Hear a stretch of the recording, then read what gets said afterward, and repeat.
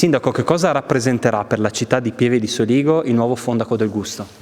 È una struttura che è nata con l'intento di essere messa a disposizione delle eccellenze del territorio, della promozione culturale e enogastronomica, per cui salutiamo veramente di buon grado questa iniziativa del Consorzio delle Pro Loco e dell'Accademia dello Spiedo per aver creato intanto un itinerario, aver dato anche un nome a questa struttura proprio incentrata nell'intento di iniziare a promuovere quelli che sono i prodotti locali e le eccellenze, immaginando comunque di portare in questo territorio quelle che sono le esperienze anche delle altre regioni.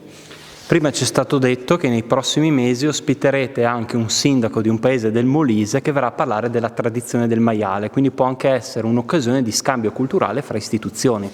Sì, da quello che mi è stato accennato sembra che questo luogo diventi anche il luogo per cui ogni regione possa portare mensilmente le proprie tradizioni agroalimentari, incontrare sia gli amministratori ma anche proprio le persone che hanno fatto la storia culinaria delle singole regioni e confrontarci con la nostra. Quindi credo diventi un luogo, è il termine giusto che richiama la nostra Venezia, Fondaco, luogo in cui le varie comunità, le varie civiltà si incontrano su una terraferma, su un luogo, su un punto, per parlare, per assaporare, per incontrarsi.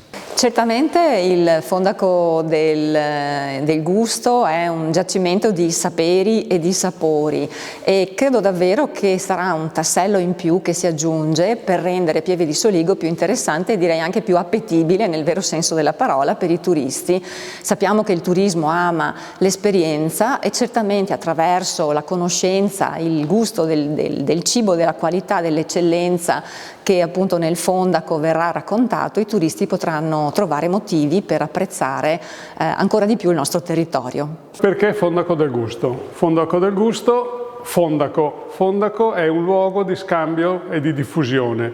Nel nostro caso non abbiamo merci, non abbiamo le preziose spezie che vengono dall'Oriente, ma abbiamo cultura gastronomica.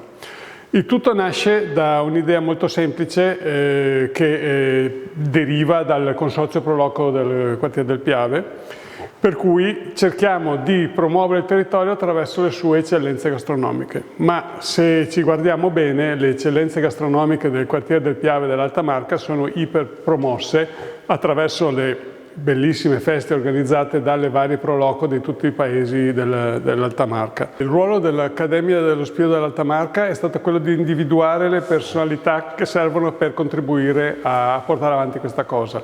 Le due realtà vivono di vita propria, di ambiti diversi. Diciamo che lo Spiedo dell'Alta Marca è un di cui del Fondaco, ma il Fondaco è molto più ampio, vuole essere molto più ampio dello Spiedo.